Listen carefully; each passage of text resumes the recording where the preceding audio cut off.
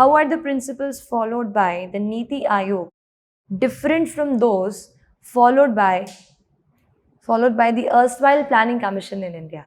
See, in this particular question, it was like fairly through the current, because there was so much in news and editorials when NITI Aayog came out, and 1 year or 2 year was over for NITI Aayog, that the principles of NITI Aayog and Planning Commission were compared. So this was one question from that. I underlined the word principles. Principles followed.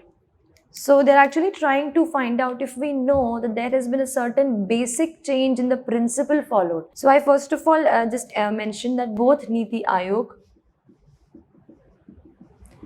and the Planning Commission are non-constitutional bodies. And so in the intro, I just tried to give an introduction of both these bodies. And then telling how the principles were different, I also had to compare the principles of Planning Commission.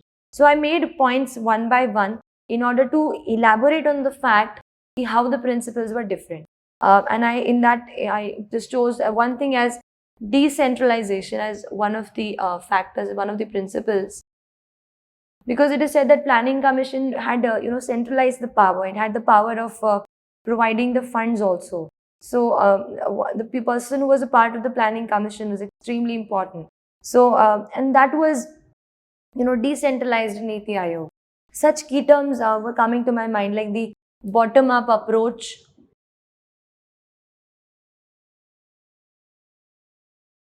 and evolution of ideas,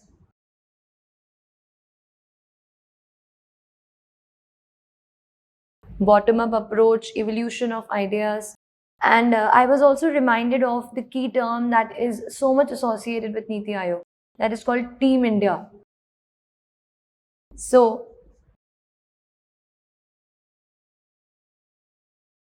how the Team India, where all the chief ministers of the states sit together and they all have a representative opinion of their own, regardless of the fact they're from UP or Nagaland. So a kind of a parity between the state is there in NITI Aayog, and that I highlighted in this answer. In this answer related to NITI Aayog, I also felt that I should also mention some of the specific schemes or initiatives that the NITI Aayog has taken, so as to differentiate it from Planning Commission. And the first example that came to my mind was the Atal Innovation Mission. The Atal Innovation Mission is something which was driven by NITI Aayog, and it is actually a mission to promote startups and to promote technology incubation centers, to set up technology incubation centers in various parts of the country, to promote innovation as such, innovation and entrepreneurship. So this is a specific program which NITI Aayog is coming out with. Another key term that was very specific in the context of NITI Aayog was competitive federalism and cooperative federalism.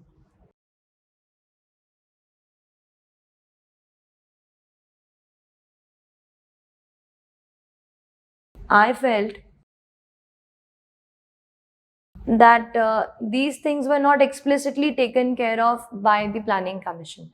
Since we are specifically asked principles, so I felt I should stress more on the principles and such key terms. So one point I compiled that how competitive federalism was there. Competitive federalism means when, for example, NITI Aayog keeps coming with these reports of healthy states, progressive India, or other such compilations. And recently on NITI Aayog, there was a report on the condition of groundwater and water situation in India. So I mentioned that how NITI Aayog is coming out with reports so as to promote a healthy competition among the states, where all the states can come together and work and have a kind of an idea about what's happening. So that is about competitive federalism. And cooperative federalism is something which could be even mentioned in Team India wala point.